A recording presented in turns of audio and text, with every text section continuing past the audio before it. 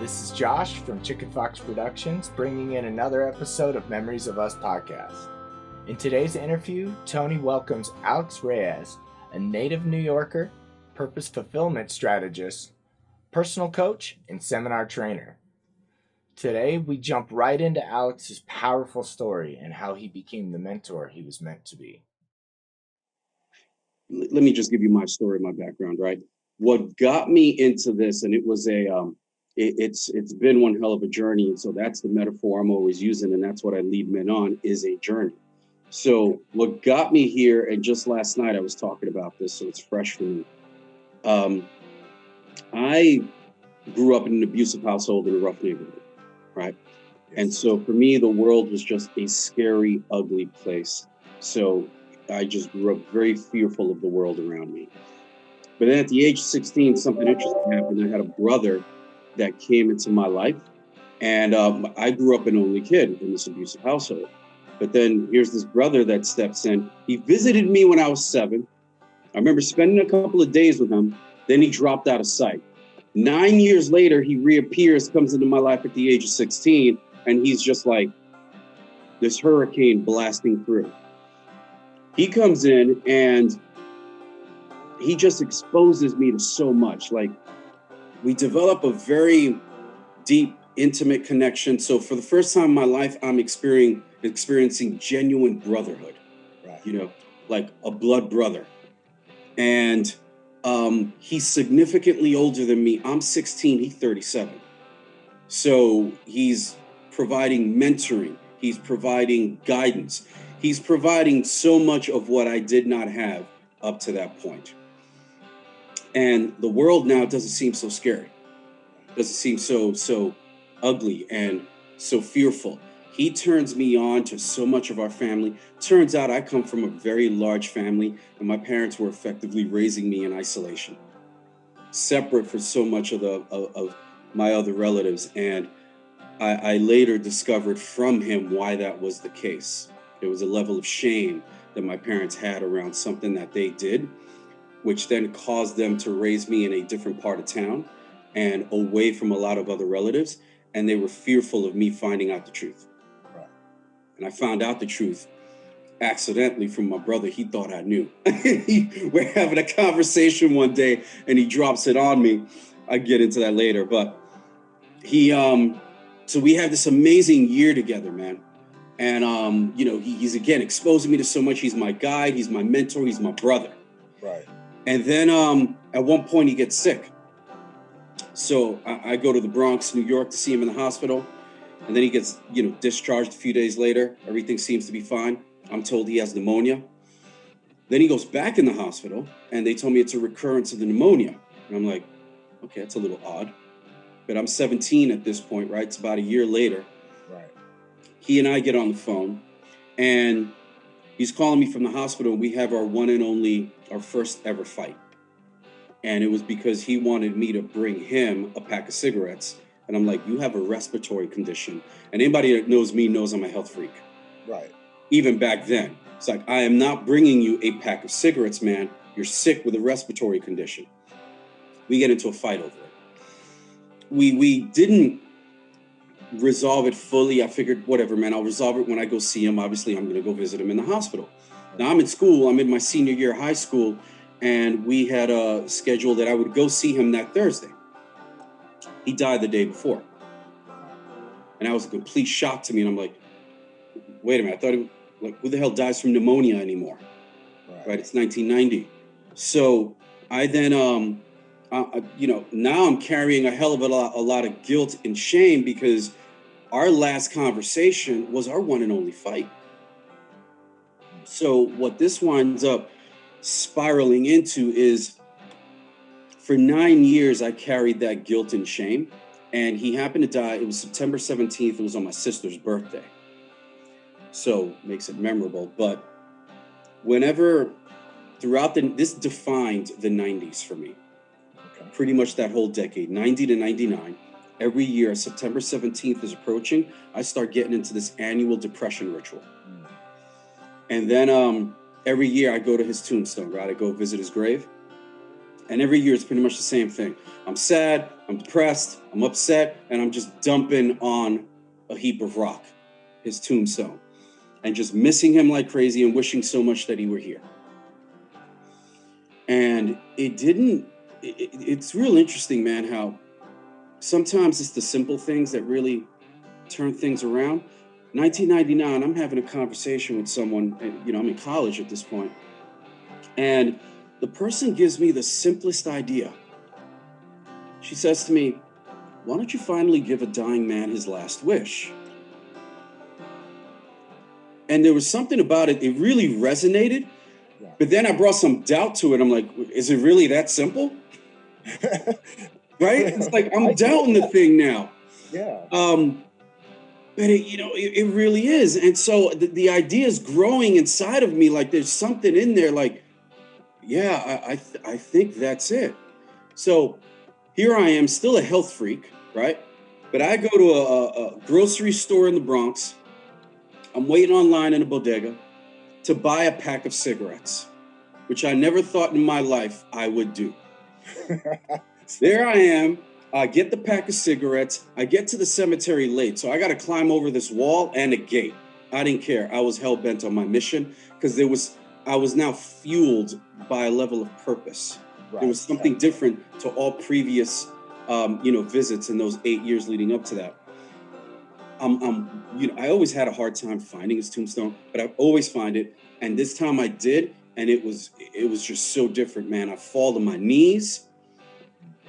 And there's just an unloading that is very different than every previous visit, where now I can place my hand on that tombstone and it's like, I'm ready to finally say goodbye. Because that's what it was, is that up to that point, I just had an attachment to his life and what he gave me. And I didn't know how to take that, run with it, and then, live my life. This time it's different. I fall to my knees in such humility. And, I smoked half the pack of cigarettes. So I took it on like I'm smoking with my brother. It's like, whatever, it ain't going to kill me. And I had to hurt, though. A little bit. I took what was left of the pack, half the pack, and I slipped the pack of cigarettes behind his tombstone. So I just treated it like a ritual offering after we ritualistically, smoked together. Right. And then I placed my hand on his tombstone one more time, and I gave my final goodbye. That was 1999. I never felt the need to go back and visit his grave again. That was the final goodbye. Do you feel like he sort of guides you nowadays, like in a spiritual way and everything? Because you've gone from that and you've doing some amazing things.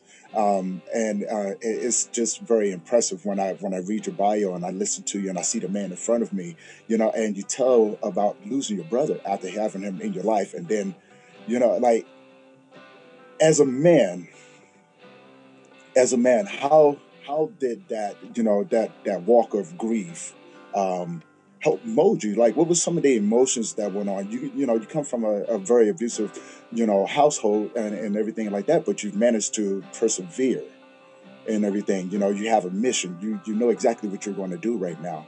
But walk us through that lifestyle. Yeah, you nailed it on exactly where I was about to go. See, the work that I do is ultimately my expression of the legacy of what he gave to me. I create environments for men where they get to build brotherhood. And they do that by engaging in a deep journey for their own individual lives, yes, but in elevating their level of purpose and seeing how else or who else does that affect, and how does it affect them, the people in their lives. And by going on that journey together, even though it's an individual journey for each of them, what I'm doing is giving them the gift that my brother gave me, the guidance, the mentoring, and then the gift of brotherhood. So in having that and then losing it in an incredibly unexpected way, it was incredibly painful. But and then in ritualistically finding closure, I then realized this is the gift that I got to give. And so that's what I do. And for me, there was something that I heard somebody say about sometimes your mess becomes your message. Yes. And the way that I express it is your pain can become your purpose, your mess becomes your message, and then your journey is the inspiration for others, right? That when you tell the tale of how you got here, I remember seeing, I think it was Gary Vaynerchuk was being interviewed by somebody, and he told this young dude, he said, look, man, in the end, people just want to hear your story. They want to hear your journey. They want to hear what it is that got you here. Right. They want to know what I call your deeper why that led to your greater why. Right. So that's what it is for me. And even like at another point, so I was a health and fitness freak for a couple of decades. I worked in it. I was a personal trainer and a medical exercise specialist. Love that stuff. But a number of years ago, I'd realized there was something missing. I was participating in men's work because I began that journey in 2007. I did my first men's weekend training, some other facilitators, and, joined an organization, was part of a circle, and really felt the power of it. Like, this is really awesome. But a number of years ago, I actually started free falling again. And I started finding myself asking these very difficult questions of, all right, what am I doing now? Or what am I supposed to be doing now? Why am I here? Because what I'd been passionate about for, say, 15 years, health and fitness and working in it, it doesn't have the same feel for me anymore. And now I found myself becoming dispassionate about my own passions. And that's a horrible feeling. Like, that's just a miserable feeling. Spent 15 years of my life devoted to something. And now I'm finding like, what the hell's going on? And I don't have answers to that question. So it began to hit me at some point when I put on a day-long training. It was an 8-hour stretch for men, and I'm still part of a larger organization, a whole other organization. And I put this thing on, and that's when it hit me like, this is what I want to be doing. Oh, Like and it was just in service of another organization, another training, and so on. But no matter what, it was in service of men, right? Of really serving men and bringing out their best. And I thought, all right, this is it. And I got to start creating my own trainings. And that was about 5 years ago. And so it hit me. And that was just that next level of living and passing on what my brother gave to me. And now doing it in a manner where I'm expanding and creating my own enterprise, but also doing it in a way where I'm still seeking out training and development to be able to best serve men. So, I got dual certified NLP and NAP, and I've been learning techniques to be able to do interventions with men, to be able to have them confront their demons, to then come out on the other side. It's what I call the honorable battle, to summon the courage to be able to fight the honorable battle. And it's within. What are those demons, right? What are those fears that is keeping you from expressing your greatness, that is keeping you from discovering a personal truth? And then that becomes the groundwork for personal purpose, right? What's going to be your purpose? And it's two sides of purpose. Why is something really important to you? And then who else does it serve, right? And how does it serve them? So purpose is always about serving others, but men often have to go on a journey inward. Yeah, oh yes. And again, right, your pain can become your purpose, your mess becomes your message. I intentionally have men really confront that to then be better equipped to serve others, right? You got to qualify to mentor, right? Otherwise, you're just talking out of your ass.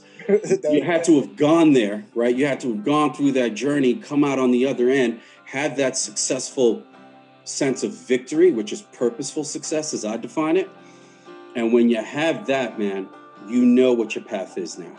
Yeah. Now, see, speaking of, going through it and confronting, reading your bio and listening to you, you were a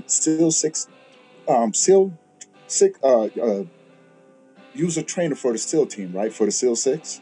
No. I trained under a guy who used to train in hand-to-hand combat and training Bruce Lee's Jeet Kune Do. Yeah. I was going to get on that. I had to explain the T-shirt at some point, right? I was looking at it. I was like, I'm going to ask him about it, but you beat me to it because I think that's so interesting that to meet a person of your caliber that could talk about it. Like you said, you have to be qualified. You have to go through it in order to be a mentor, to be a leader. You have to know what you're talking about, and meeting somebody like yourself who has trained under two of Bruce Lee's students, right? Hmm. And so tell how you got into that, and and how it formed your mentality Mm. to doing what you're doing right now, because that requires a lot of discipline, and I Yeah, understand. yeah. It's no, that's a good question. So that brings up there's two pathways to purpose that I've identified. Hmm. One is a genuine passion, which a lot of people tend to discover when they're younger, but Yeah, you could discover it later. A genuine passion, and then the other is your pain can become your purpose.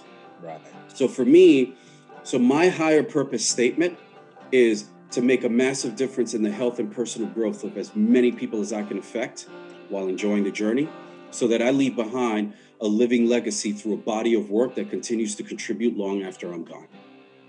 Now, I discovered that purpose statement years ago, and I never had to actually try to memorize it. At any point, it's right there, it just flows, right? Exactly. Yeah. So, but notice it's health and personal growth. Health and martial arts and all that stuff, that's a childhood passion. The personal growth came out of the path of pain, right? Because that was just like the stuff I had to confront. So yeah, man, when it comes to martial arts and stuff like that, I mean, I got a 330-pound punching bag in my training room. That's just one of my greatest passions. I love the expression of it.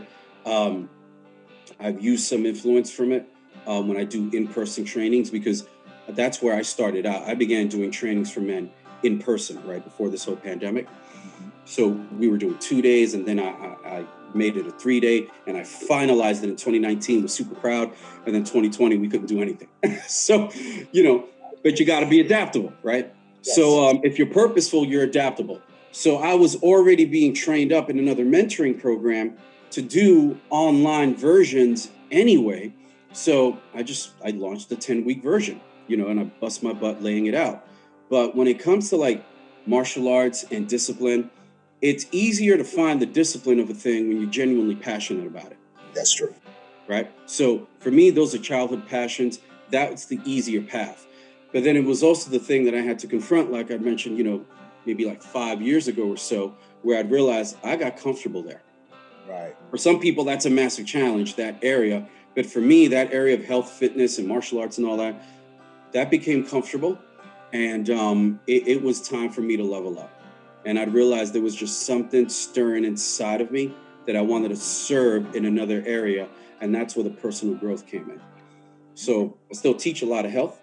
I still, serve however I can with that. Because, without good health, what have you got? That's So true. that's still incredibly foundational. But when it comes to the personal growth side of things, man, that's the transformational. Yeah, that's where my bigger passion is at, and that's what I've been really diligently pursuing. See, that's truly amazing because I can relate to your story um, in so many ways. I'm a certified personal trainer as well. Started my own Mm, personal training business, and like you, I have 18 years of doing it and lost my passion, mm, and but found purpose. Right? That journey through pain. That's why we do what we do. My purpose is help men navigate through the world of grief. If mm, you're struggling, we want to be there every step of the way. Our motto is we're going to meet you where you are. Martial arts. I did the same thing. I competed when I was a kid, and was really good at it. I got pretty much disqualified from ever fighting again. I put a guy in the hospital. Kid at the time, I let my anger get the best of me, and so we were sparring off. I took him out. mm. Unfortunately, I was what they call unorthodox. So when I hit the guy, didn't realize how hard I hit him. Boom, he went down. I went and stopped. I kicked him a couple times, put him in the hospital for 9 months. He Damn. actually went into a coma. And so the board came together and said, you can't do this anymore. So I realized right then and there, I have to control this. Mm, But I'm a kid, I'm still growing, man. I'm still growing. And then as I got older, I used those techniques in very bad ways. So, it's just crazy, but it's the journey. It's the mm-hmm. journey of getting there and then finding, I got into personal training. So health and fitness was my thing. I studied under a lot of good trainers, then realized that I had to figure out my own way because I'm Mm-hmm. 6'4", right? And when you're training with somebody that's 5'6", our trainings are different. So I Totally. developed my own technique, you know what I'm saying? Mm, Then I started using it to help people and help themselves get back into shape, that struggle. We gotta stay focused, right? Try to keep Mm-hmm. everybody in line and keep us healthy. And Mm-hmm. then when my son was the one who got me into it, Mm-hmm. and so it was his idea. I think he was about 6 years old. Mm-hmm. And he said, "Daddy, we should start a personal training business, right?" So I was like, "You know what? I'm going to do this for you." 2 years later, when he passed away, Mm-hmm. I was going, I was doing this to leave a legacy for him. Mm-hmm. And then my passion started going, it Mm-hmm. started dwindling a little bit. Yeah. And so 2 years after he passed away, I realized my isolation. Then my mother passed away. So then my personal training, the fitness aspect went down. But it's Mm-hmm. a journey of getting there, Yeah. getting to where I am right now, being able to find my purpose, forming a very successful nonprofit, and finding ways of helping other men, Mm-hmm. Mm-hmm. because we need it the most. We need, well, I'm not perfect by no means, and I don't consider myself a leader. I consider myself a servant, because Mm-hmm. my that's with the path that I've been on, it's been one of faith, and just downright faith, but Mm-hmm. understanding that what I'm doing is bigger than what I am, Mm-hmm. and knowing what I've gone through, walking that world of humility, Yeah. and being humble to a point to where losing all hope, Mm-hmm. um, and not having anyone. And as a man, this world can be a very, very chaotic place, man. It really can, and we need more men like yourself to help. What I'm saying, guide our men, Mm-hmm. to a place of finding that purpose. And so, yeah, I don't want to take too much of that, man. Share more about, explain people about the work. No, Um, no, man. I appreciate you bring your story, because I mean that creates like the whole humanity here, right? right, right. Um, and I appreciate what you said. The way that I'd learned about leadership is to be a servant leader. Hmm. And that there are four levels of leadership. I can't even remember what the previous three were. That's the highest level, is servant leader, where you are in leadership. And I did some learning of organizational leadership from Simon Sinek, David Marquette, Stephen Covey. I'm actually currently going through his book, The Eighth Habit, which is really good. I highly recommend. And he's into like the whole thing of leadership. But in leadership, you are supposed to be of service. Um, I don't know how familiar you might be with the four male archetypes: king, lover, warrior, magician. But king, there are matures and immature versions of each. And so the Yes. immature king is the tyrant, right? That's not a man of service. Mm. Um, that for Wow. us to be here, it is our job to reclaim the historic role of man as mentor. That's what we're supposed to do. To what you mentioned earlier, yeah, it can be a scary place as a man, and we men have always needed more instruction than women. There's a reason why women are more naturally intuitive. They tend to get more in touch with their feelings easier, right? A lot of the times, even talking circles can be super beneficial for women to just talk it out, right? Right. Sometimes a man needs something a bit more physical, and he needs to unload. Right. He needs to like let it out. And there has to be a sacred space. Women oftentimes will speak of a safe space, and that is something that is wired within women. Women need to feel safe. Right. Men, we need to feel a sacred space where we can bring whatever we have to without judgment. Right. And if it means that we just gotta like let out a yell or whatever the hell it is, sometimes it's hard for us to put it into words. And the constant trying to put it into words is fighting an uphill battle, because we're fighting against something that we need a more raw primal expression for. Right. Yes. And we might need to beat up the goddamn pillow for a while, whatever it is. And then after we have unloaded, we find the words.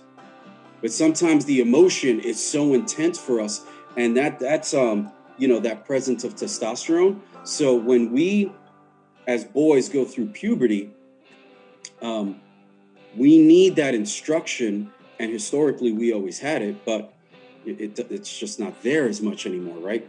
But we need that instruction, because when testosterone kicks in, it is the more aggressive hormone, right? And we want to act on our environment. We want to start doing things.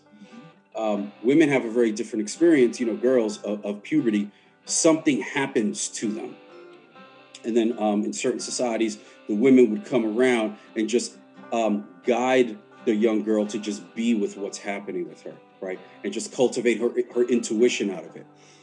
For us boys, nah, man, we were put through it. That was it, because we had to learn humility, because it's an aggressive hormone, right? And if it's not properly channeled, if it's not properly trained up, it could be incredibly self-destructive, but also outer destructive to the rest of the community, or to our families at least. So we boys have always needed greater instruction, and we got to be taught things. And sometimes, in male female dynamics, women will experience us as kind of dense. And it's just like, no, we got this focus, the blinders are on, and now we can only focus on one thing at a time, whereas women have more diffused awareness, right? They can multitask a lot easier than we can. So it's just some important fundamentals to understand between, the differences between men and women, and that instruction, that guidance is part of the legacy of man, that we are here to learn what we are supposed to learn, and we are also supposed to pass it on, right? Right. So you are this little man here going around, on the path, but you are guided on that path. And there are times in which you're sent off, and it might feel alone, or you may feel like you're alone. And sometimes you do have to confront certain things alone, but you're always guided. There are always men around you that got your back in one way, shape, or form. So, to that point that you made earlier, yeah, you're absolutely right. We need that instruction. It is missing these days. And instead, we're living in a time, the way that I see it, just to expand this into a bigger societal context, is we're living, particularly in the United States, we're living in such a deeply divided time that everything is divisive now, right? Everything. And it's like, even between men and women now. Masculinity, this conversation that we're having right here, doesn't become popular until you add the word toxic to it. Yes. And that's a crying shame. And, it's that term in and of itself, that phrase is toxic. It doesn't help to build bridges. And I think we're living in a time of such increased self-righteousness and self-entitlement. And with all of that self-righteousness, somebody else gets vilified, because that's what self-righteousness does. If you're right, somebody else is going to have to be wrong in that equation.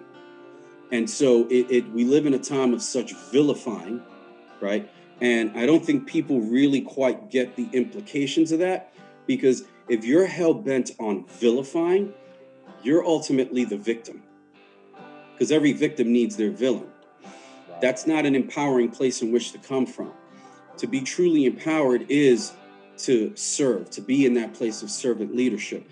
And, we're in a time in which for every little thought we have, every little emotion we feel, every little impulse we experience, we can go online on social media, we can use our device and immediately find validation for it. Right. And what that's done is that's killed the maturity of self-reflection. So people aren't looking in the mirror anymore.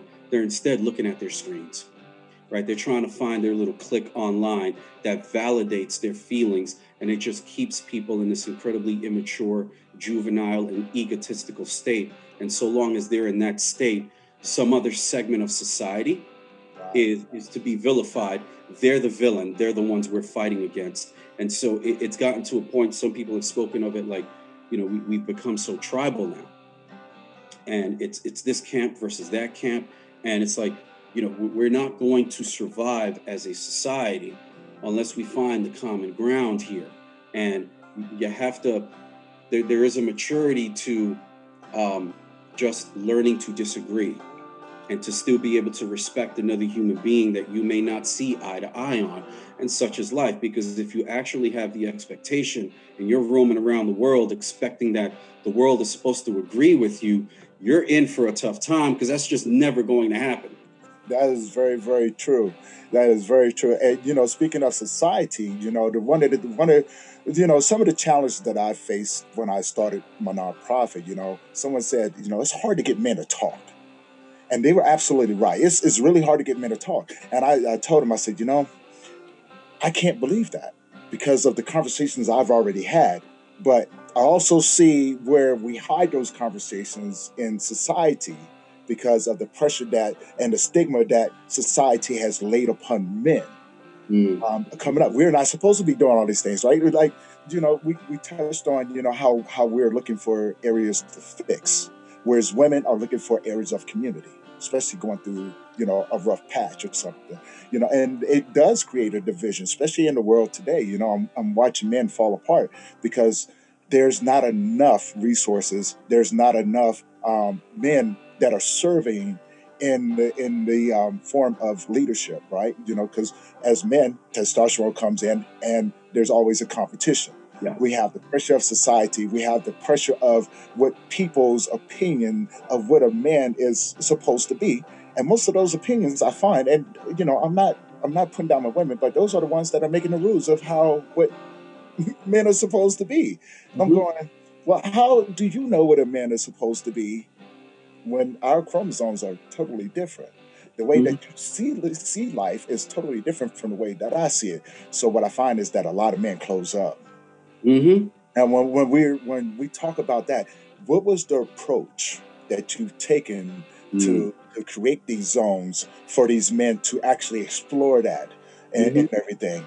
What was your approach to that? Here's an easy doorway that I've found. When you get men together, since we love to fix problems, right? Yeah. We used to clear men who had never been to a circle before by asking them to come prepared with what's a great change that they want to make in life. And it could be what's their biggest challenge currently in life. When they show up with that, it immediately opens a door like, okay, well, here's a problem to find a solution for. Now, they may be completely stuck and drowning in the thing, like I was for 9 years, not knowing what the hell to do around, my brother's passing. It's very hard to see land when your head is below water. Hmm. That became my metaphor during the pandemic when I had created something, just a free weekly call called the Men's Connect Hub. And it was fairly early in the pandemic, knowing that a lot of people were going to have to isolate. And that's an incredibly inhuman thing to do. Yeah. And I'm even used to connecting with people in person, but it's like, hell, let's use Zoom and let's just make something happen. Right. So one of the things that I said was, when you're drowning or your head's below water, you can't see land. That at the very least, if you can get your head above water enough, even if it's just your eyes, you can look around. And if you see land and you lock on it, now you got a direction in which to swim in. Right. So what I've found is that when you get men, it is harder for us to get there. But then once we're there, floodgates are open, right? Yeah. But it's a matter of how to get, so the approaches are different. Women can come together and just naturally talk and talk and talk, and they'll just get there. We men, we need an angle, because the way that I learned it is that masculine listening, there are two questions that we're trying to answer, fundamentally speaking. What's the problem and what's the point? Yeah. And that's how we listen, right? What's the problem and what's the point? So if you get a man coming in and you've already set it up in such a way where, all right, what's the biggest challenge in your life? Well, there's the problem. He's going to get to the point within the conversation that's being had. We also tend to open up. One of the things that I actually learned this when I was in college and I was studying comparative religion, and I was in a course on tribal religions. And we were focused on second half of the semester, we were doing Native American traditions, right? Okay. And I can't remember which tribe it was, but what my mentor had taught me, and she studied under Joseph Campbell back in the day. She said there was a tribe that we were looking at, and they were having a big meeting under a big teepee, and they started by somebody telling a really funny story and getting everybody laughing. And she said, that's a great way to start any meeting because laughter opens people. So we always started our meetings with fun. Whenever I'm having a call, like last night, I did an introduction. We do a victory celebration. It was something that I created out of my MCH from last year, the Men's Connect Hub, where I have men state their last name. The last name simply because it just honors the masculine line, right? Most of us would have gotten our last names from our fathers. So state your last name and then what's the biggest victory of your week? So we get them celebrating victories. And then at the end of it, I counted off to 3 and we all have to go off mute and give a loud ho, right? Which is an acknowledgement, an old Native American acknowledgement with 2 thumbs up into the camera. So we immediately started with some fun and it's some cool masculine energy, right? That if you start things off right, and I remember learning this from Joseph Campbell, because a lot of people would have thought, and it was up to his day, when he came around, the study of mythology was boring. He came around and he brought some energy and excitement to it. And he said that with the right introduction, you can get people interested in almost anything. This is very true. Right? But you got to be the vehicle of it. And so you got to bring the right introduction. So I never forgot that lesson from years ago in college. So I always start my meetings with fun, with acknowledgement of victories. This was something that I think his first name is Steven, but his last name is Uberman, or Huberman, however it's pronounced. It's Huberman. He's pretty well known as a scientist now. I think he's at Yale, maybe Harvard. But anyways, he spent some time with Navy SEALs.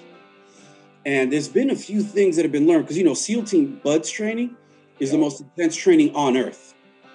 Yeah, it includes Hell Week. I heard. It's 6 months and it includes Hell Week. For anybody unfamiliar, look it up and you'll see what I'm talking about. So there have been a few things that have been discovered about those that make it through, because not everybody makes it through and becomes a SEAL. Right. And sometimes it really blows away expectations. You'll have these big dudes show up, all tatted up, and people will assume, yeah, they're going to make it through. No, they're not the ones that make it through. Yeah. So 2 things that have been learned. One, Simon Sinek pointed this out, where he said, what's been learned is that it's not those guys that make it through. Sometimes they're the pretty scrawny guys that make it through.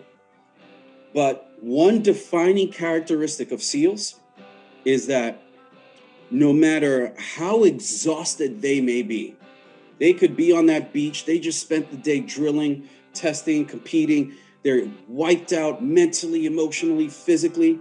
No matter how exhausted they are, that he finds the energy still to help the man next to him. Yeah. That he makes it about the man next to him. Those are the ones that make it through. So that's one defining characteristic. But then here's another one. This is the one that the scientist Uberman has learned. And that's that the ones who make it through, they also have some kind of internal victory lap that they take for even the smallest victories, even if it's just 1 more yard. Right. And then the next yard, and then the next yard. And they're celebrating it in some way internally all the way through. That builds such emotional momentum that gets them through the whole 6 months. So those 2 characteristics, giving a damn about the man next to you, that even when you're wiped out, that you're still going to offer him something. Because in the end, it's about joining a team. It's about SEAL team. It's a whole different psychology. If you're very skilled and more of a solo dude, you'd probably do better in the CIA, right? Somewhere in the intelligence community. But when it comes to teams, you got to give a damn. Like, you're willing to lay your life on the line for that man next to you. Man. And then the other is that internal celebration, because it's a crazy intense thing. So how do you get through? And you have to endure. You have to have persistence, right? And I remember David Goggins, in his book, Can't Hurt Me. Yes. Talks about this. He has a small set of questions that he asks himself, right? He's the only human being who's gone through BUDS training 3 times in a year, Army Delta twice, did like 60 plus ultra marathons. Yeah. And, he's raised like a couple of million for the Wounded Warrior Project. But one of the things he asks himself is, why am I doing this? That's a purposeful question. That's a why question, right? And purpose fuels persistence. Purpose will keep you going. Purpose will have you be adaptable, right? When people get fixated on the how or the what, it's because they don't have a strong why. And if you lose your why, you will lose your way, right? And so you have to, even when you discover your why, it's now another journey to stay connected to your why. And I remember Simon Sinek, I think it was in his book, Start With Why, he was recounting a story about he was at this conference of a bunch of successful entrepreneurs and CEOs, people who've started businesses and run businesses and all. But there was a recurring theme throughout the room, and it was they just like they weren't feeling it anymore. The passion wasn't there, right?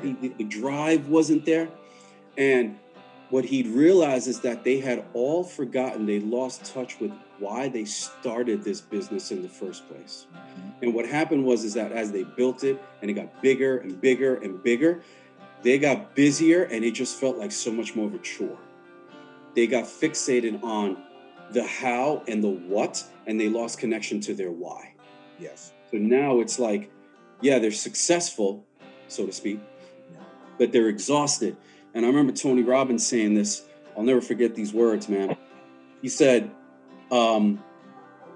success without fulfillment is the greatest failure of all. And that's it. Relate to that. Yeah, man. If you don't have fulfillment, just to have a clear definition here, fulfillment is the experience of purpose realized. Whereas achievement, success, that has to do with results, right? Successful completion of results, of outcomes, and so on. But if you don't have fulfillment, right, and especially for us men, it tends to show up in feeling useful. Yes. We need to feel useful. We need to. There was a book called The 5 Love Languages, and one of the most common love languages for men are acts of service, right? So if you see a couple and they have a home together, and the woman does what she does, and she has her way of expressing love, the man, he might really be like into doing things around the house, fixing this, building that, putting a new patio in, whatever it is. That is a big thing because that channels and directs our testosterone, right? We want to act on our environment. Men are about building things. And so that's a very common love language, even that when we're in community, we're in intimate relationship, when we're in romantic relationships, that's our way of expressing love, acts of service. We want to do things, so true. Just touched off a bunch of things there. Mm-hmm. Yeah, no, I think it's funny that you mentioned David Goggins because I was just watching him before we got on and everything. And, I've always been a big fan of him. So I followed his story. I follow him on Facebook. I've read his book, Can't Hurt Me, and things like that. And, something he's always said was that, you have to get out there and callous your mind. You have to prepare yourself for what life is going to throw to you. Now, and I say that for a reason because I took that and I felt that. I felt it deep down inside because after losing majority of my family members, I didn't have any, I didn't have anyone to fix. I didn't have any purpose. And if you leave me to my own device, I may not get it done. And that's the God's honest truth. But something like you said, finally something that fulfilled me helped me reignite that fire again. And I started going after it. I was like, what does this mean? My curiosity got the best of me, but it's not a bad thing. I wasn't wallowing around anymore, but it took that journey of getting there and then almost taking my own life. Mm-hmm. And then getting to a point after that, because I was that close, man. I was that close to putting my brains in the back of my car. I was in the middle of nowhere, lost hope, had no purpose, had no sense of direction. And I just wandered. I wandered endlessly, what I like to call that dark place. Yeah. And I had no way. Like it felt like I was standing in a cylindrical hole. The walls are smooth. There's no way, I got down here, but how do I get back up, right? So I often relate that to this story I like to tell people, and people often laugh, but it's a serious journey for me. I'm standing inside of this hole. I'm already there. I've lost everything. Everything I have is gone. My grief had the best of me. And I'm standing there, I'm sitting there in the middle of nowhere, about to put a bullet in my head. And the only thing I can think of was, what's my purpose here anymore? Yeah. I don't even know why I'm here. Like you said, men, we need a purpose. We need something to work towards to make us feel useful, right? And when you take that away, you're looking at the empty shell of a person, of a man, you know, and that is the worst image that a person can ever have of themselves. It's not what society sees; it's what you have of yourselves. Because at some point, it does switch. Hmm. And I remember coming around, and I said, "This is where my journey." I always tell people, "This is where my journey actually began." Mm. Sitting there that one night, stars out, you know, just me in the middle of nowhere with a bullet, you know, about to pull a bullet in my head, Yeah. and something changed. Something, you know, a voice called out to me, and that's when I started putting together the dots. You know, Hmm. something said, "Step outside of yourself. Yeah. It's time. It's time to go in there. It's time to go in there and read the book of Tony, right? You know, Hmm. and that's what I've been good. But that's what I began doing. I began to read the book of Tony. How long has this thing been around that I had not known? So I Hmm. tell people once I figured it out, I grieved for 30 years. You know, I grieved my grandparents. I was around to meet all of them. I Hmm. grieved my dad, my little brother, my uncles, my cousins, countless friends. And Yeah. here I am at this moment going, is there a way that I could take this Mm. and use it to help someone else like myself? Hmm.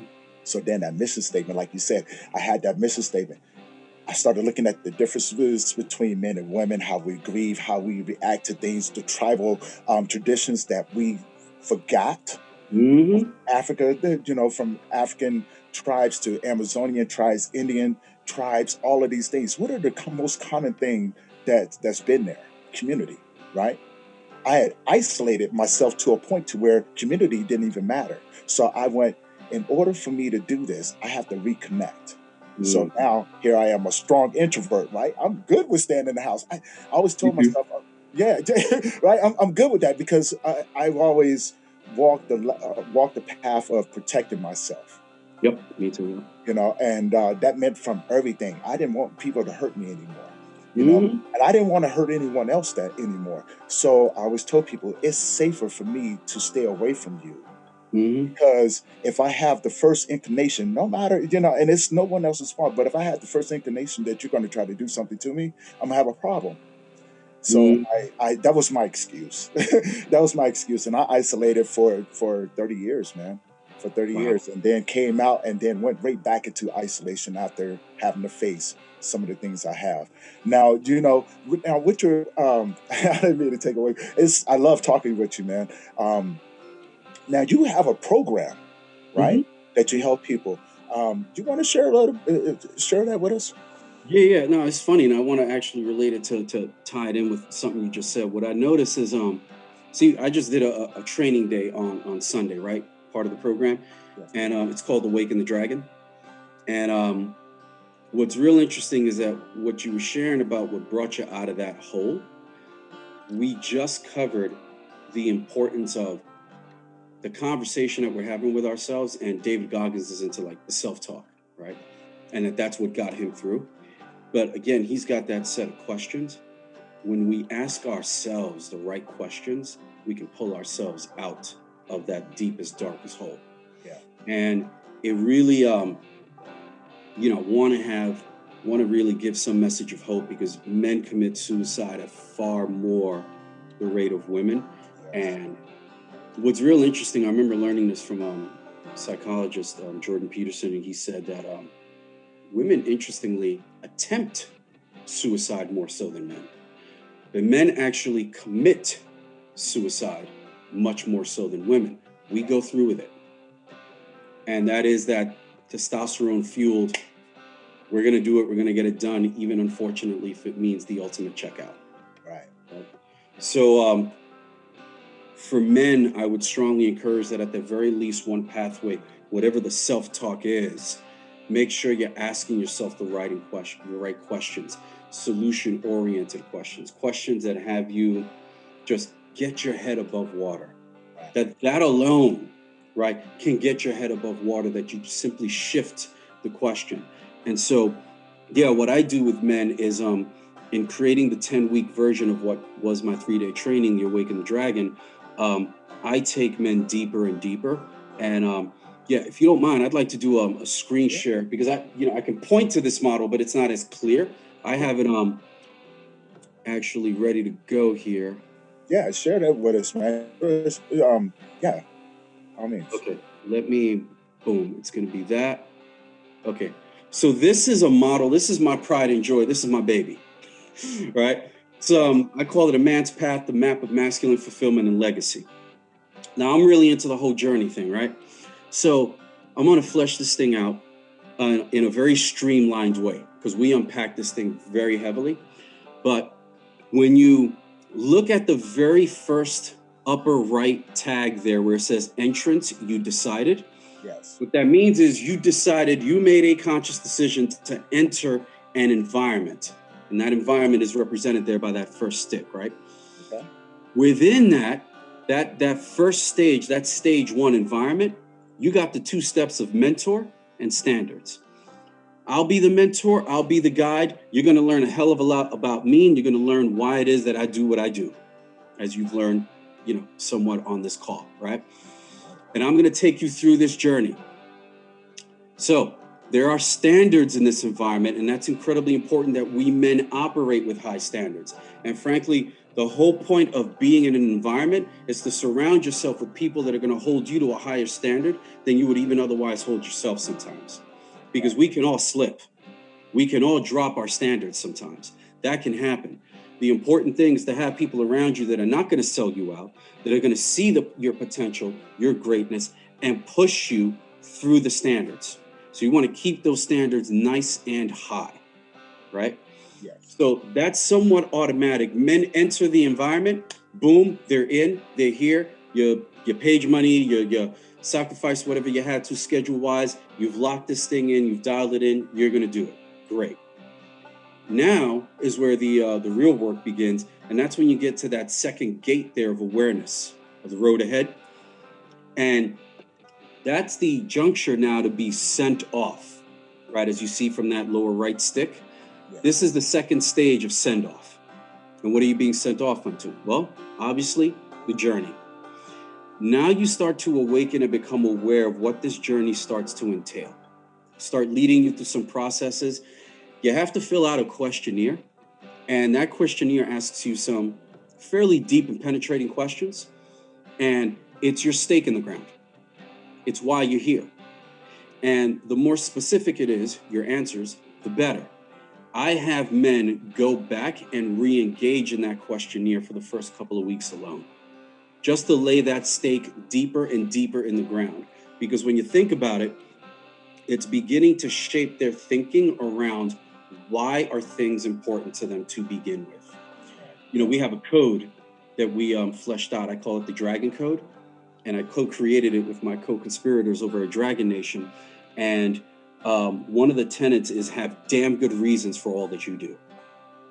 Because again, there's a great quote from Jim Quick, reasons reap results.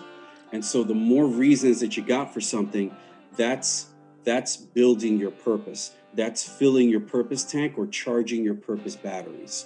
So right here in this early stage, when they're being sent off into the journey, they need to have some level of purpose to keep them going, because it will get difficult sometimes. Yes, right? will. But that level of purpose will fuel their persistence. So they start to become aware of some of the early elements of it. Then they get to that point, that lowest gate there at the bottom, threshold of transformation. That's when they're really going to come up against it, right? And that leads into that third stage there at the bottom, the lower left stick, honorable battle. And as I mentioned before, honorable battle, that's an internal battle. You have to awaken the courage to fight that battle.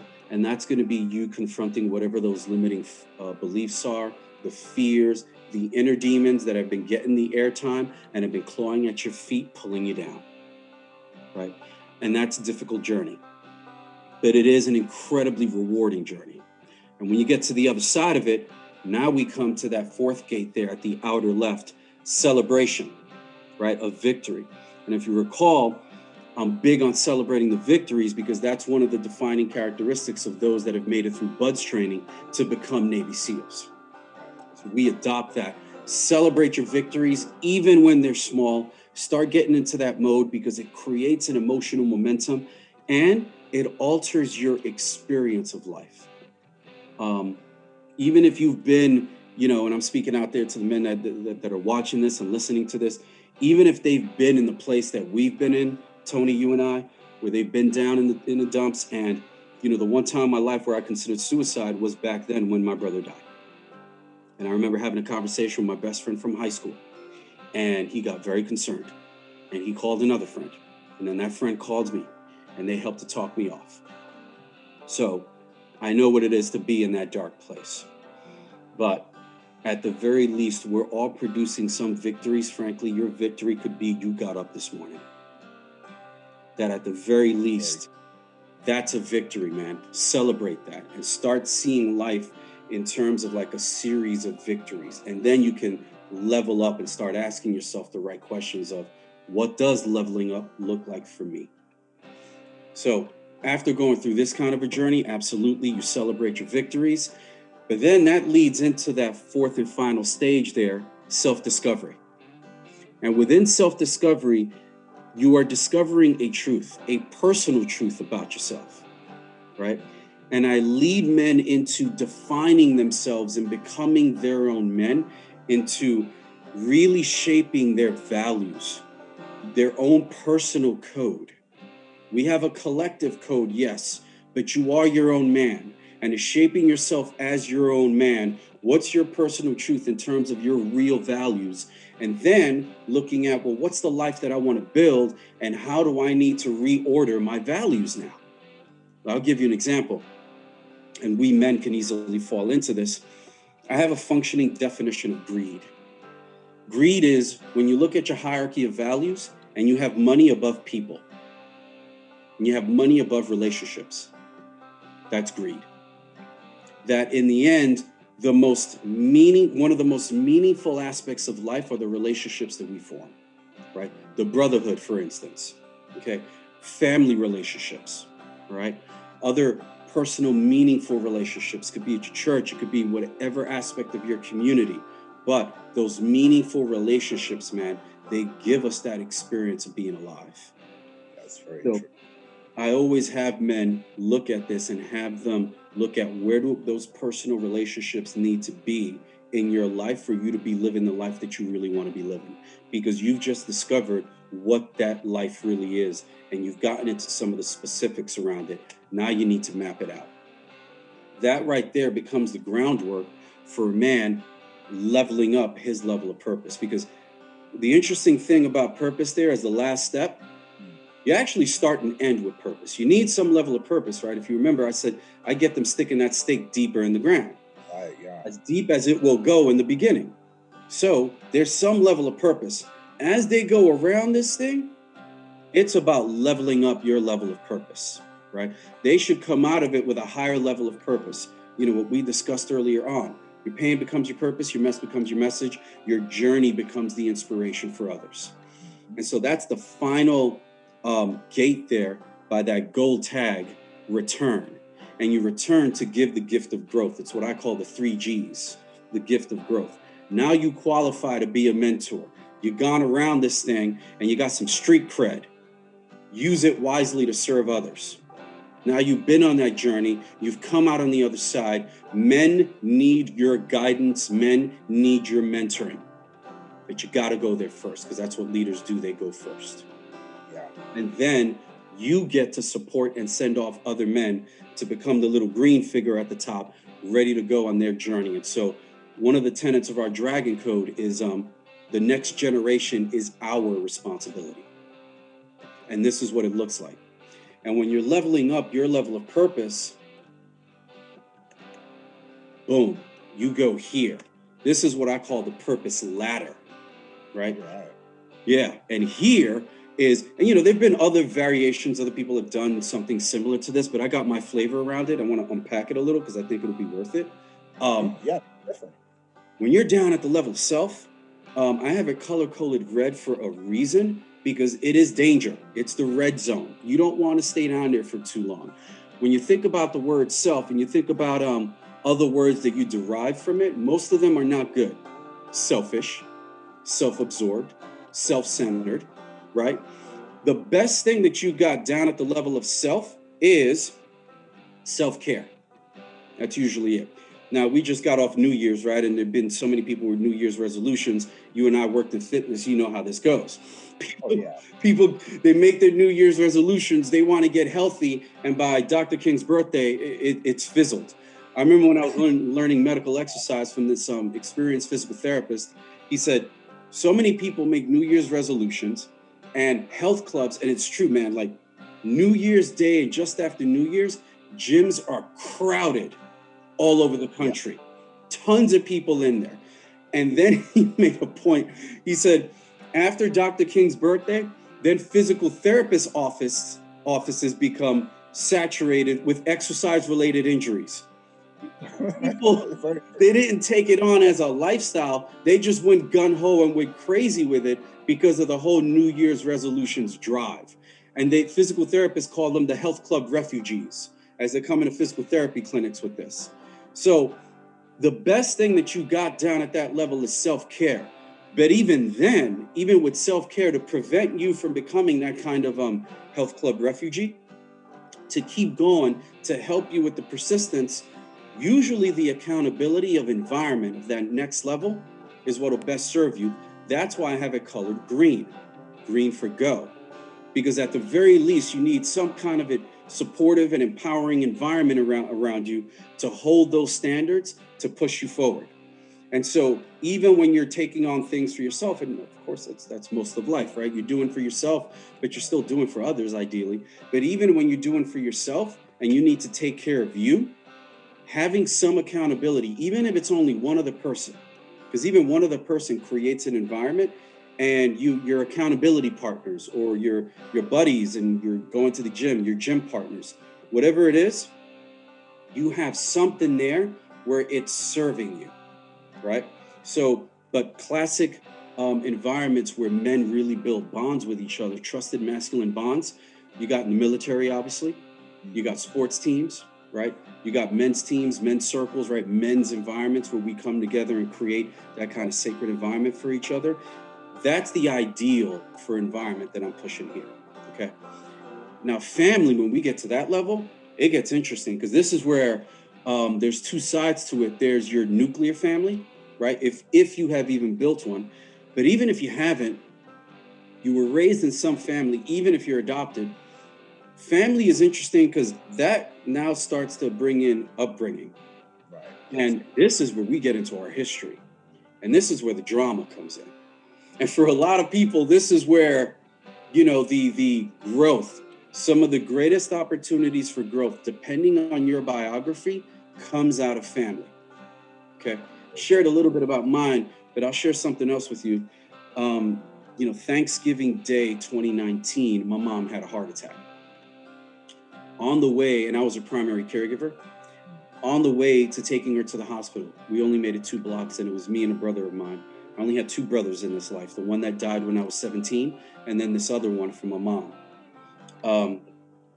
So we're taking her to the hospital. She has a heart attack. We have to pull over, and it's like something out of a movie or out of a TV scene. We have to take her out of the car, and in the street, man, she's just going unconscious, and I'm checking her respiration and her heart rate, and it's fading, and it stops right under my hands. So she effectively dies under my hands. Now, ambulance was on the corner when her heart rate and breathing stopped, and they came and they just kept doing compressions and compressions and compressions on her chest all the way into the hospital. And I stood in front of that hospital door, and for me, it was my job that I needed to bear witness. That for me, I needed to, in my own way, let her know that, one, I'm here and that I am ready for anything, and I've been ready. I've been prepping for this, that if you need to go and this is your time, you just go. And I'm good, and I got this. They did wind up bringing her back, but it was a very faint pulse, so they didn't really bring her back. She stayed in a vegetative state for 3 weeks. The only reason she was in a vegetative state for 3 weeks is because this other brother of mine, he did not want to honor her wishes. He thought he knew better of the situation. She made it very clear she did not want extra measures being taken to keep her alive. She did not want to exist that way. She'd seen it. She had vocalized it to many people. We all agreed, all the rest of my family, that I got this one brother, right? He's a part of a cult. And they have convinced him that if you take her off the machines, you're committing an act of murder. That was it. So she had already expressed she did not want to be kept on machines. Those are her personal wishes. He didn't want to honor her wishes. So the point is I came to a conclusion around that.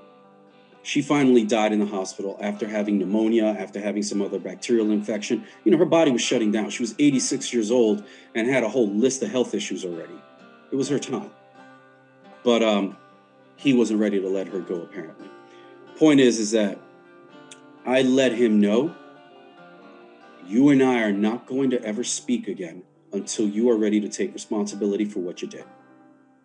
Now, I had done something similar with a brother-in-law, and the main point is this. My bottom line lesson out of that is standards-based relationships over nepotism. I like that. That was my bottom line lesson. And I had to go through a whole process, man, because I thought I'd gone through a lot in life. I wasn't ready for that because, I was her primary caregiver and I felt like I was failing as her protector, right? And that's a classic role for men, right? Being a protector. Oh, yeah. So I felt like I was failing her as her protector, but I was just, it was a curveball, man. I didn't think I was going to have to protect her against my own flesh and blood. That's usually how it goes. Yeah, that's often how it goes. Yeah. So this is why environment and family can be so radically different. You want to put yourself in as empowering an environment as possible because those may be the most meaningful relationships you form, possibly even more so than family, depending on your family situation. So that was just an example that I wanted to really illustrate that for a lot of us, our greatest potential for growth comes in having to confront family history. Now, wherever you're at, if you notice the tipping point right there, it's called the tipping point because that when you cross the tipping point, it's community. You were talking about this earlier, the different tribes and the whole thing of community. The reason that that's so important is because we have historically always lived in communities. Right. The whole family, the nuclear family focus came out of the 1950s, and that was being pushed. And that was just not a healthy dynamic. We've always historically been in communities. That is why the historic role of man as mentor was beyond family. You don't just mentor your own children. You help in the mentoring of the next generation of the community. Yes, I totally agree. But in order to do that, now you go over to that left bubble there, creating a greater why and greater contribution. Yeah, you need to have been on your own journey, which then, as I illustrated before, going around in the man's path model, you come out on the other end with a higher level of purpose. And as you're leveling up your purpose through this purpose ladder, what I encourage every man, what I actually strongly claim and assert, every man must get to that level of community. Every man. That is just a necessity because that is where we've always been. To serve, now you could be a part of a community. This is a purpose ladder, not a possession ladder. Just because you possess a family or just because you possess a community, you're part of a community, does not mean you have the appropriate level of purpose to qualify to mentor at that level. You still got to go through your instruction, through your journey, your path, confront whatever you have to come out on the other end to then serve. You might have to humble yourself for a while and be a student, be a mentee, and ain't nothing wrong with that. It's not about age, it's about stage of development. And that's what I'm mapping out here, are stages of development, right? So I don't want men getting hung up on age here. Traditionally, historically, yeah, it was age. The world is different now, so we need to look at it more in terms of our stage of development. Throughout the 90s, I was in my 20s, but I was like a little boy, right? Still crying over the loss of my brother, the loss of my one mentor, not knowing how to deal with it, completely unguided. I might as well have been 13, 14 and just pubescent. Yeah. There was I don't no think we difference. actually really connect until we get a lot older. And then those, like for me, it was, I used to, when I was a kid, my grandfather, uncles, and stuff used to always tell me these things, right? For preparing me for when I got older. Now, as Mm-hmm. a child, we don't really pay attention to it, like, you don't know what you talk about. It wasn't until I got older and I look back on that, and I remember all of the conversations I had with them. Mm. I realized that I had been, putting on blinders to what they were saying, but they all, had a role in shaping where I was in that journey, in that process of rediscovering who I am. And that's Right. why I love this, because it takes you on that journey of rediscovery. Mm-hmm. We cannot, when we're trying to do something in society, we cannot be the same person and do what we're called to do. Right. There's a process, and I love this. So I'm gonna go ahead and let you finish breaking this down, man. No, you just hit another point around redefining, because you mentioned that. One of the things that I keep telling men, because there's this common conversation now that's going side by side with toxic masculinity, and that's trying to redefine masculinity. Masculinity doesn't need redefining. It needs, as you put it, rediscovery. Right. And it just has to be properly trained up, because it always needed to be trained up, as I mentioned before, right? We're not intuitive in that way. We're designed to act on the world, to act on our environments. And we need this right level of purpose to channel our actions, right? Because we're going to produce results and consequences at a high level in a very impactful way, for better or for worse. When you train young men up properly, and middle age, doesn't matter. Again, it's stage. When you train men up properly, they will then be contributors and creators instead of destroyers. Yes. They'll be able to better build bridges instead of just burning them down. So, but a man needs to have that level of why. He's got to engage in that kind of self-reflection to get there. So I'm going to just briefly end off here with the last two: organization and world. Very streamlined, because organization, like you got an organization, I got an organization, right? There are different organizations, and we're up to what we're up to. Yeah. World, I put it up there just to streamline it, but it could mean city, state, province. It could mean interstate, national, international. Like I have a good friend that he used to be in my tribe in New York City years ago in another organization, and he worked as a guidance counselor for decades in the school system. And he retired, and he felt a calling. His higher purpose was to retire and move to Israel to help build bridges between Palestinians and Jews. Now that's a tall order, man. Because in that part of the world, Yeah. Oh, I'm already knowing since the beginning of time. Exactly. So it's like, there he is trying to build bridges, and it's a tall order, but that's his calling. It didn't matter the degree of difficulty. If it's your true purpose and mission in life, you go and you do it, and that is it. And if you're truly purposeful, if again fuels your persistence, and you'll course correct and be adaptable and do whatever you have to.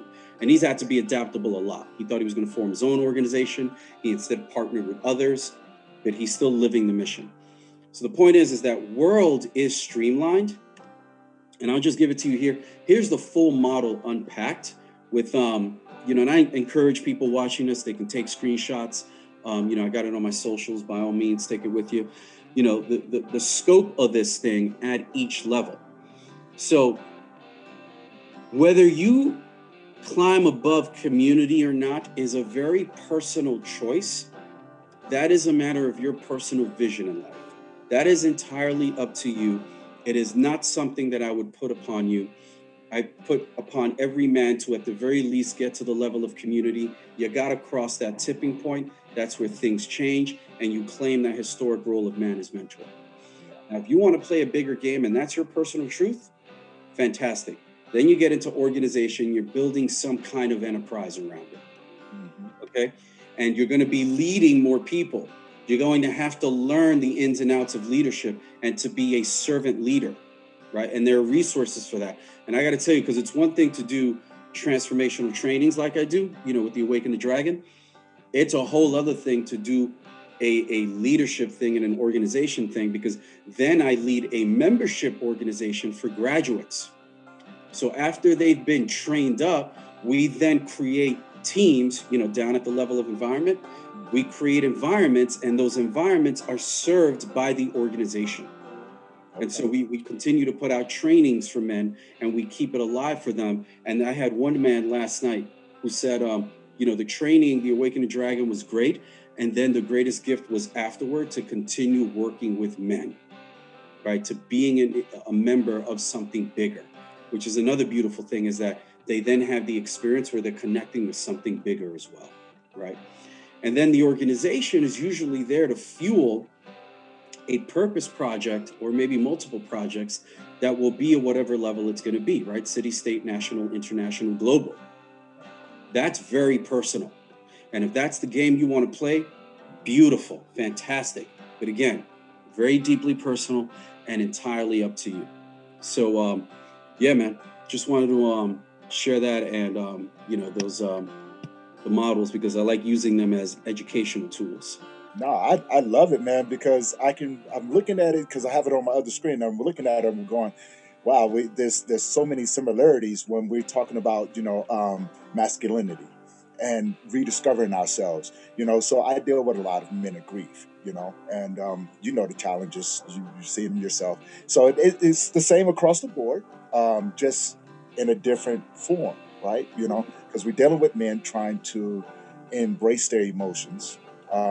And helping guide them to a place of acceptance. But Yeah. it's the many facets that come along with it, Mhm. And I tell people, grief is messy, but if you start on the journey, it's the journey of rediscovery and Mhm. reconnecting, a spiritual journey, finding purpose and coming back around and becoming a better version of yourself. And so, having had walked that walk and went through the struggles and everything, and going, you know what, this is what I'm going to do. Mm. And you'd be surprised. I mean, not really yourself, but anyone else who's listening. You would be surprised that how much it transforms that man. And the beautiful part about it is, I don't do it for recognition. I do it because this is what I love doing. Mhm. I know what I'm supposed to do. Yeah. And I'm up for the challenge. It's hard to get men to talk. How do we get men to talk? Ask myself those questions, right? How do we Mhm. get men to talk? Create a space. Okay, now that I have a space, how do I get the men to come in? And then when the pandemic hit, now that I have the men to come in, yes, it's hard, it's growing, it's up and down, this, that, and another. And then when the pandemic hit, now we have to go virtual. So Yeah. now I'm thinking community. How do I keep that connection across our connection and Mhm. still have that bond? And it's stories like this, the stories of relation, the stories of overcoming challenges, and building that bond between the masculine Mhm. That's and right. and telling the feminine, going, hey, you know what? Let us do what we have to do first, because once we do this, we could change the conversation that we have with you, but not just yet. We could change the conversations that we have with our younger men. And so socializing those conversations, like me, I tell people, socializing grief. Yeah. When you think about it, these are conversations that we don't have, even though we experience it we're going to experience it at some point in time. So it's going to become a point of, how are you going to let this change you? Mhm. And most men, they get to a point that we can only do to suck it up for so much, That's right. right? You know what I'm saying? Eventually it starts to come out: addiction, anger issues, depression, anxiety, Hypertension, cardiac issues, you name it. right, because we don't know how to release that grief. And looking at everything that you put up here and going, moving it through. Everything that we do, from the conversations to community to family, we have to move that through, because it's going to affect everything that you're trying to strive for and Mhm. everything. Now, tell I love talking with you, man. I really do. I enjoy having this conversation. Awesome. Um, Same here, I brother. think it needs to be had. Mhm. I think that, having other men see other men have these conversations, regardless of what they may think about it, if they sit there long enough, they find a sense of relationship. Even though, Stan, we've never met each other, I'm sitting here going, you know what? My role was very similar, but our roles are very similar to a lot of other men as well. And connecting Mhm. with them and going, if you pay attention. We have this path that we follow. You're Right. more than welcome to follow this path with us, and rediscover it, but personalize it. Mm-hmm. Personalize it to where it suits you, because how I walked and how you walk may not work for the next man, right? Right. So we open up those doors for them to rediscover and define that walk, That's right. right? Yeah, it's a general structure, right? It's an environmental structure, but it is your own personal journey. The important thing is you're not alone in this journey. That's true. And so many men that are ready to pull the trigger and commit to that final action, if they only just had the experience that they're not alone. And that's One of what the big, I put out. yeah, man. And one of the things that I also do is, and I did this last night, is I strongly encourage men, find your models. There's a quote, man. I laugh because this one's a little more on the shocking side, but the comedian John Leguizamo, he gave this quote: "When we don't see ourselves outside of ourselves, we're fucking invisible." Yes. And it's so damn true, and especially for us men, because if we're in need of greater instruction and guidance, we need those models outside of us. And so one of the things that I do, and I did this last night, as a matter of fact, if I may, I'd like to show you one more slide. Yes, of course. Because for me, it's very much about walking the talk. And if you ain't walking the talk, you're talking too damn much anyway. So I love it. I love that. Don't stop talking. yeah. So what I'm going to do is I'm going to show you. Okay, good. Found it quickly. Screen share. Boom. All right. These are my models. Now over to the left are my legacy models, because those are the men who have come and gone, right? And then over to the right are the models that are still alive. These people provide something for me. The legacy models, they left something behind, a body of work, videos, films and books and stuff like that I can still engage with and still see something of myself in them. Models are important for us men, partly because it's, if you're at least following people who inspire you, and inspire comes from in spirit, there's something in them that is in you. Right. You just haven't developed it yet to the capacity that they have. That's what models do for us when they inspire us, when we're in spirit or being around them or around their work in some way, right? That even if they're long gone, they've left something behind, Yes. And then the ones over to the right are just people that, I read their work, I've gone to their seminars, I watch their videos. Now, one of the big things, I want to address something here that's very big on, and it's a societal issue, and that's that we, all the distractions, the age of distraction that we live in, right? And social media is just a huge distraction, and it can so lead you astray. When I strongly encourage men to find their models, I then tell them, now discipline and structure your social media intake so that you largely follow these people and find more people that inspire you. You will find that your whole headspace will shift. Mm-hmm. Just doing that, man, right? You gotta have those models. And here's the thing. When you look out into the future, my invitation to men then is, how are you gonna wind up on somebody's list like this? How do you become somebody else's model, right? These men went before you. They did what they did. They stepped out there into the world, and they were bringing that freedom of expression, right? I call it fire, freedom, fulfillment. The fire of courage, the freedom of expression, and the fulfillment of purpose. So they brought their purpose publicly to the table, and they're here to inspire you with what they have left behind or with what they're still doing. Now, how do you do what you need to do so that you become that for another man? Right. Yeah. You can join and you can be on his list. So this is a big, I would strongly encourage men to just take this as an assignment. If you don't know who some of these people are, feel free to look them up. You have them be your own mentors if they resonate for you, because that's the important thing. In becoming your own man, you got to find those that resonate for you. Yeah. And again, they have something that you already have within you. It's just a matter of you got to keep connecting with it and then keep expressing it and developing it and training it. And you will eventually become that person for somebody else.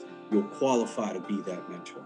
Yeah, I'm over here looking at this because a lot of the stuff that you put up here, that was my foundation of rediscovering who I was, Mm. and walking through, and like you said, having having an example helped, because I was trying to navigate this thing by myself, but I knew that I needed someone who had walked before me that has laid out a foundation, and I wanted to study their habits. How do I get to that point? Once I figured out what I was going to do in this life, Mm. um, I was listening. As a matter of fact, when I decided that this was what I was going to do, I remember I was listening to Martin Luther King.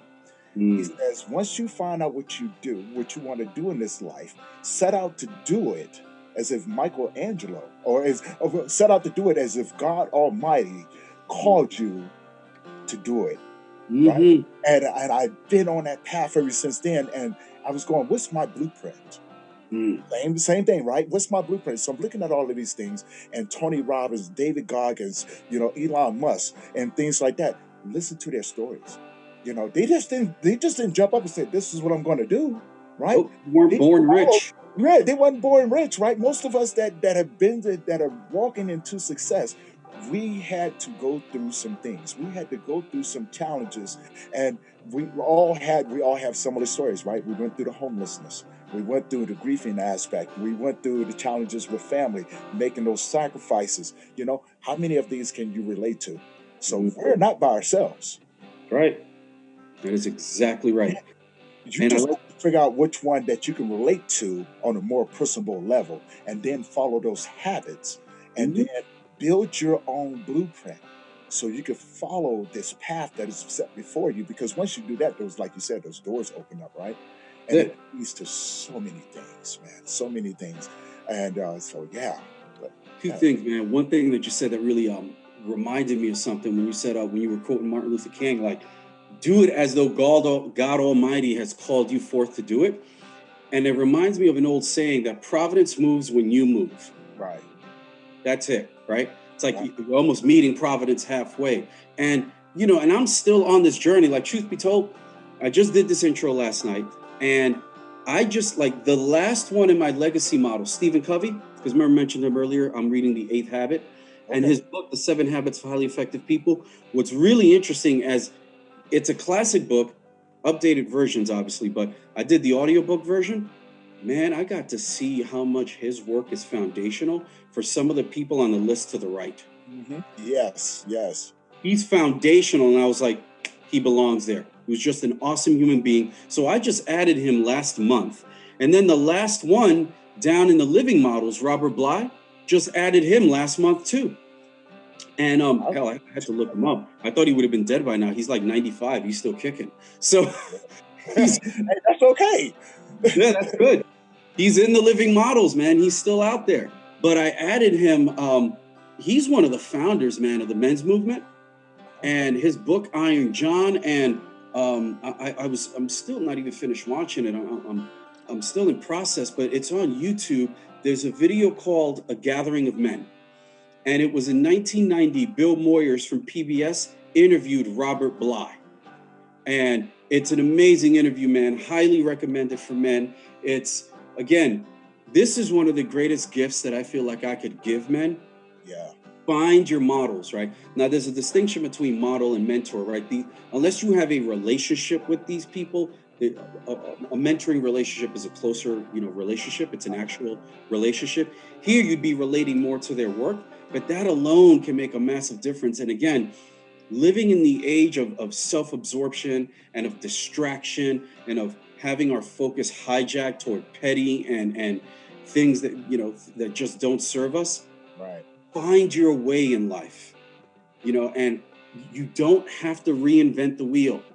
There are people who have come before you who have either done exactly what you're looking to do or something very similar. Find your way. And for me, this is one of the greatest gifts.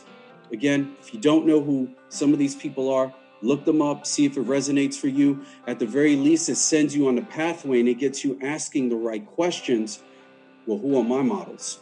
And what are the traits about them? It's a good idea if you can start to identify what is it about them that speaks to you, because then you start to even flesh out your own value system. And that becomes part of that journey of defining yourself, as your own man, so that you can become your own man. That's very true. I started doing that and figuring out my own model and stuff like that. And I always tell people, no matter if I write in a pencil or pen, I can always change it.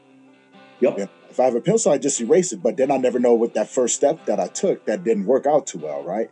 So I keep it there and then I add on to it. So following those models and stuff like that. Now, tell people about your business and how they can get a hold of you. Give people your social media handle and everything like that.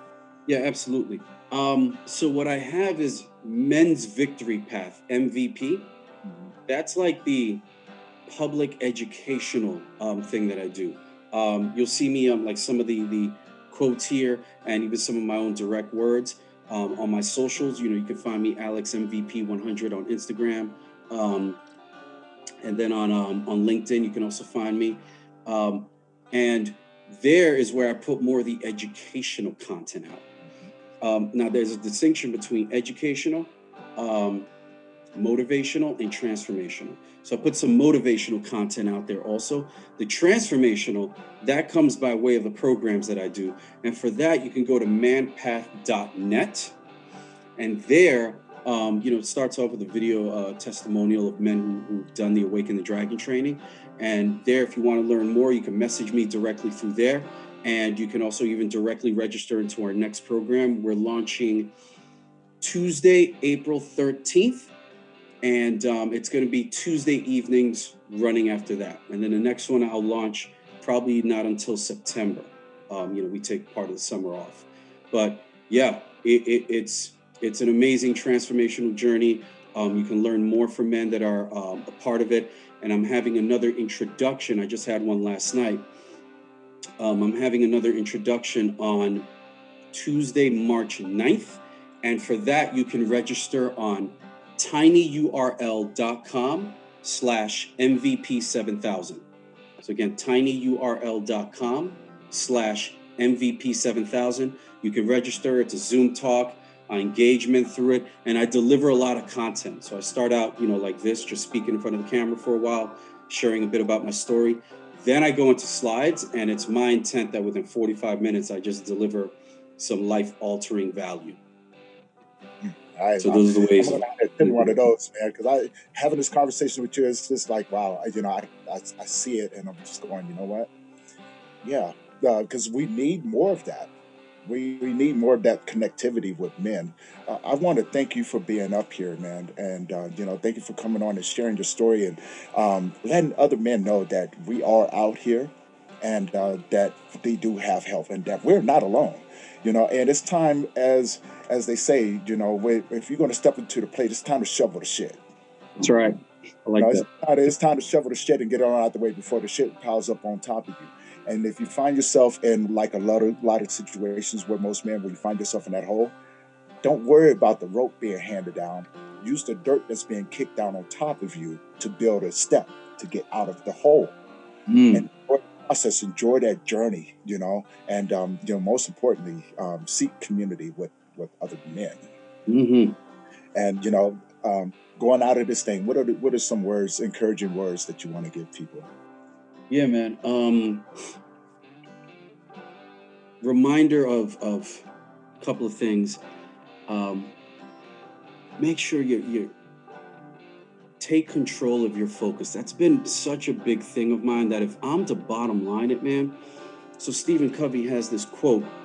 He's quoting another book and he can't remember what it was, I think, because the quote's gotten around and keeps getting misattributed. But in between stimulus and response, there is a space. And in that space lies our freedom and power to choose. And in our choice, I'm paraphrasing, but in our choices lie the life that we're building. So everything that I do everything that so many other people, everything that I think we all do is to get in that space between stimulus and response. Take control of your focus again. Don't let it get hijacked. Stay the hell away from echo chambers and ideological media bubbles and all the crap that's out there, the conspiracy theories. I mean, I've lost a few people due to that stuff. Reclaim your focus. Find your inspirational models, follow their work, and just know that no matter what you're going through, you don't have to go through it alone. And yes, there is hope. I like that. Now, with that being said, thank you, Alex, for being on the show today. And for all those guys out there listening, look Alex up. Get involved in some of in this program and start the journey to rediscover yourself, especially if you're having a problem, find out what you're going to do in this world. And give it a chance. Walk the walk, talk the talk, and put yourself in a position to mentor other men. And let's reclaim our masculinity from the perception of who we are and not who society says that we should be. That's right. Absolutely. Right. And I want to thank you guys for tuning in to another episode of Memories of Us, and we will see you next time. Stay engaged, everyone. Thank you, Tony. Another fantastic episode of Memories of Us podcast. Don't forget to like and subscribe. You can listen to all of Tony's interviews on all of the popular streaming services. We have new episodes every Tuesday, 8 a.m. Mountain Time. Until next time, stay strong.